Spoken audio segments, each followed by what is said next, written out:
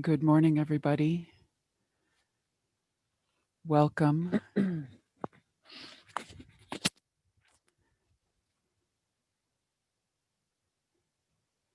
I hope everybody is having Good a morning, everybody. beautiful Saturday morning. Welcome.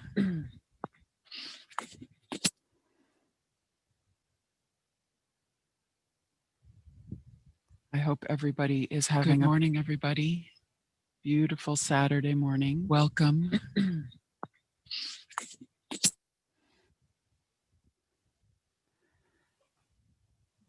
Kelly, I can you hope let me know everybody if you're is having having, morning, everybody. if you're hearing an echo or Beautiful if is it just Saturday me? morning. Welcome. Sound is echoing. Yeah, that's interesting. Kelly, Can I you hope let me know everybody if you're is having having, morning, everybody. if you're hearing an echo or Beautiful if is it just Saturday me? morning. Welcome.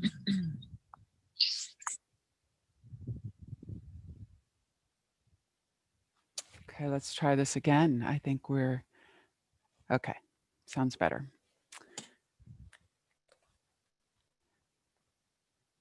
Yes. The double recording on YouTube. Okay, everybody. Welcome today.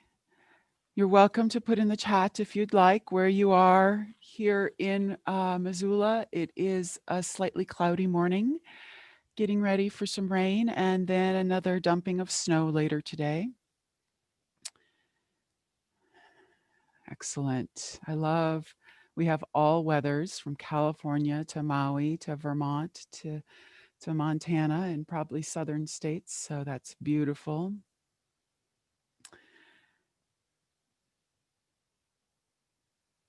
Okay.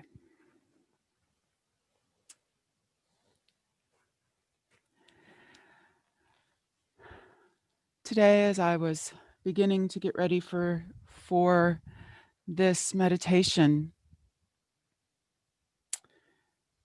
it was hard not to think about the week and the ups and downs, depending on the states we're in.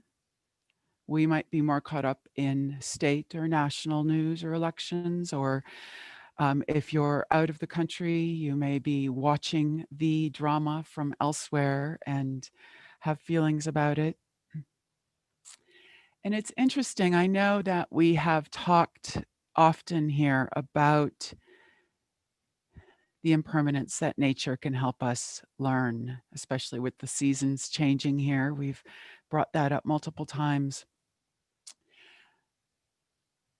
But today I'd just like to touch on the reality that not even nature always knows what's coming, right? Sometimes it gets hit with the early storms, like we did here a couple weeks ago with the foot of snow in Montana early, and the trees are shocked. Just like we're shocked in sometimes after elections or when things don't go our way with family members or whatever it might be. The world is not always what we hope it will be, and it it's the same with nature. Spring comes early, spring comes late, summer is hotter than it might normally be, and you can tell the plants are like, "Oh, this isn't normal." Just like whatever we deem to be our normal every day isn't always what happens that day. And yet after they might struggle. They might lose their leaves early, they might struggle for the next year. Plants all handle it differently when their normal weather is changed up, when their normal seasons are changed up, just like we do. And yet they kind of settle eventually. They come back, they're like, "Oh, okay, well, that was a blip," or that was whatever the trees or the flowers are thinking. They always all come back. Um, I have quite a few tall grasses and different things in my gardens that just got flattened suddenly. Usually they kind of ease into winter and they don't even flatten with the snow, but they all went down. And now, a couple weeks later, they're like, oh, well, that was a shocker, but they're starting to stand back up. They're starting to come back to their place, just like we as humans will, no matter where our beliefs are, no matter where our states or localities landed, we'll all do the best we can. Yes, and the abnormalities will continue, right? Just like with seasons, one year the fall might come early, the next year the summer might be strange. Just like this year, just like Bob points out that we have an extreme amount this year within one year with the elections and the pandemics, but every year there's slightly different abnormalities. And I would say the environmental, the number of hurricanes and things like that. So today I'm going to invite us to sit with whatever we've experienced in the last week, whatever's shocked us, whatever's surprised us, or sadly hasn't, and allow that to be life. Allow that to be part of what we're practicing today.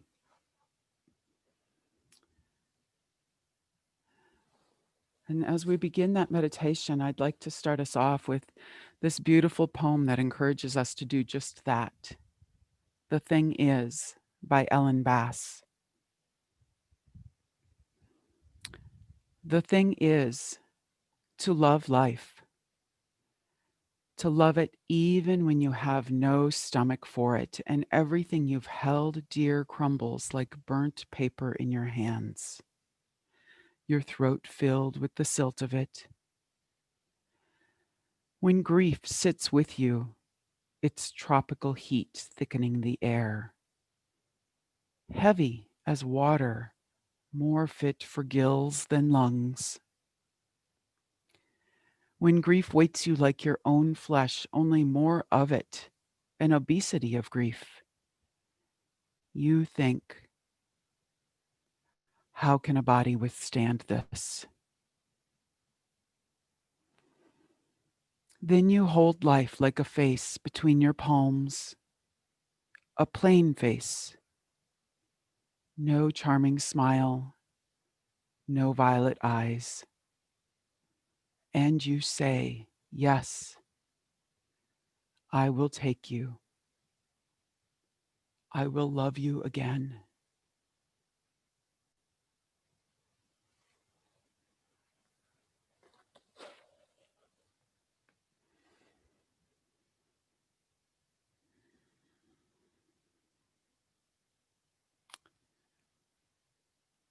I invite everybody to settle in whatever way works for them today as we invite ourselves to notice how life has landed in this week, how we feel about it. We first give ourselves permission to settle in with right now, whatever that might mean for us, allowing our body to be as safe and comfortable as it can be.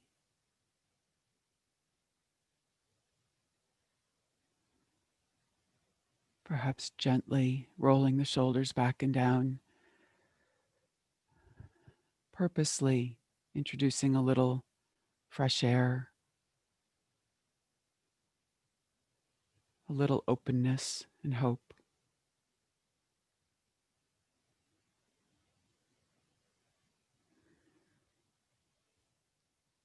And beginning to settle with the body and the breath, taking it in.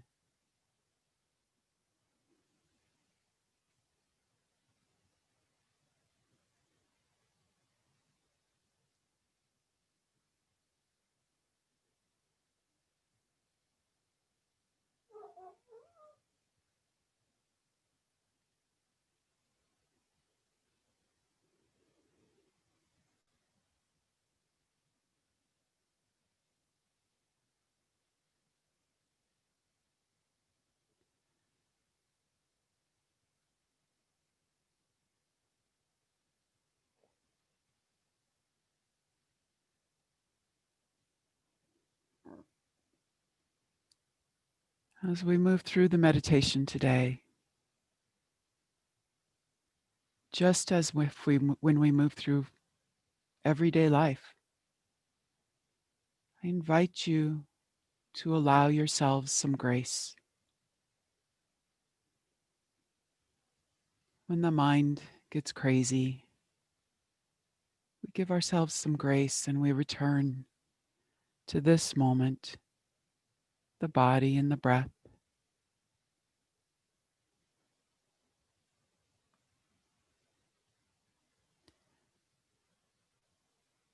When we find ourselves surprised by emotions or thoughts of the past week, we give ourselves some grace, remembering we're human, and gently returning, learning to love life one moment at a time,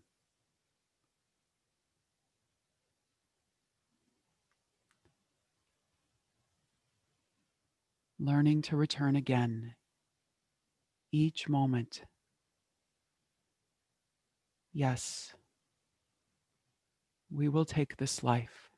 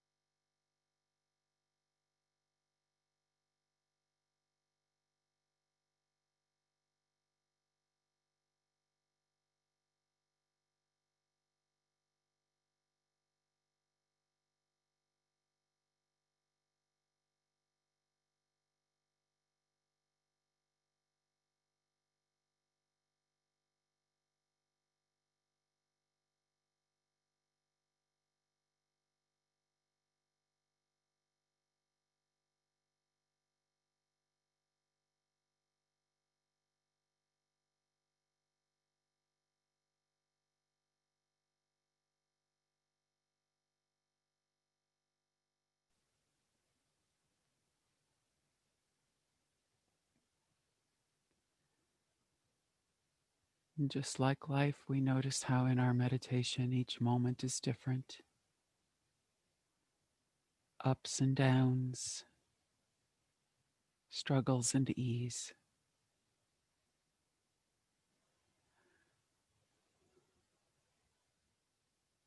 We just continue with the grace. When we're ready, gently returning, using the support of the group, of the community. And when we feel strong enough, gently remembering, yes, we choose this life, whatever it brings.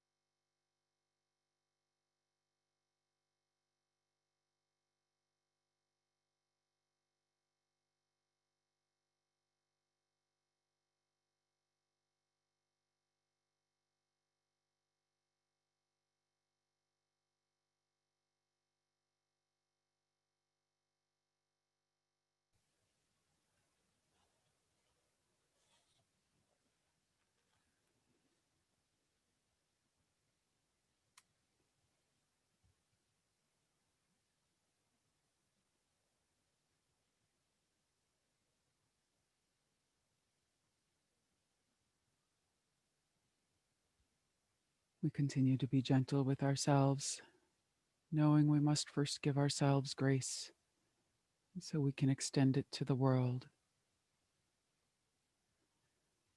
The thing is to love life, to love it even when you have no stomach for it and everything you've held dear crumbles like burnt paper in your hands, your throat filled with the silt of it. When grief sits with you, its tropical heat thickening the air, heavy as water, more fit for gills than lungs. When grief waits you like your own flesh, only more of it. An obesity of grief, you think. How? How can a body withstand this? Then you hold life like a face between your palms, a plain face, no charming smile, no violet eyes, and you say, yes, I will take you. I will love you again.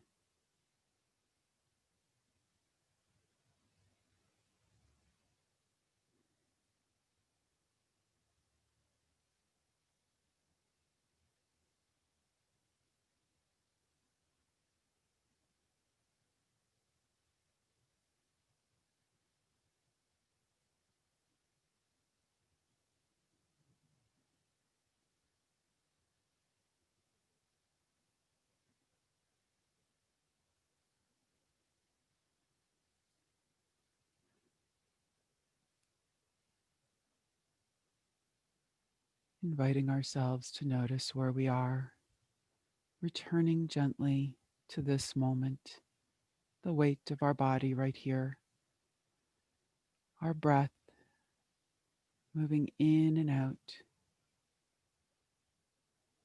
the feel of community,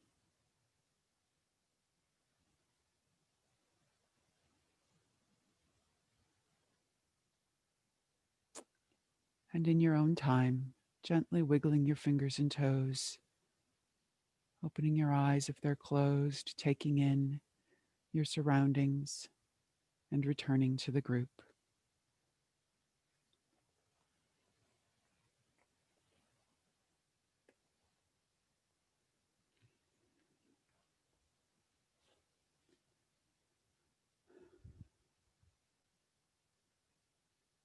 I'd like to thank everybody for joining me this morning. Again, my name is Christine Lustik. Um, put it in earlier, my information with mindfulnessinnorganizations.com and have completed Mark's training. Thanks again for joining us on the weekends. We'll see you again here tomorrow at 8:30. And if you have any interest every once in a while, you can donate to the group at the Awaken the Wild site. Thank you, everybody. Have a beautiful Saturday.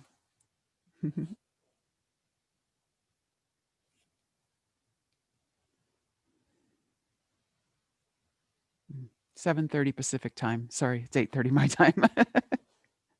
I apologize for that. Same time, same place.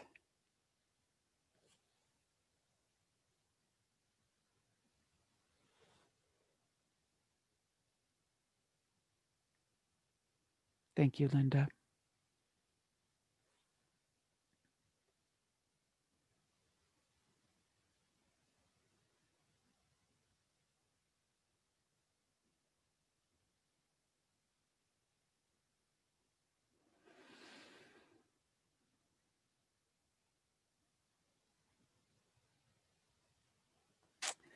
And Kendra, the name of the poem was The Thing Is by Ellen Bass. Bass.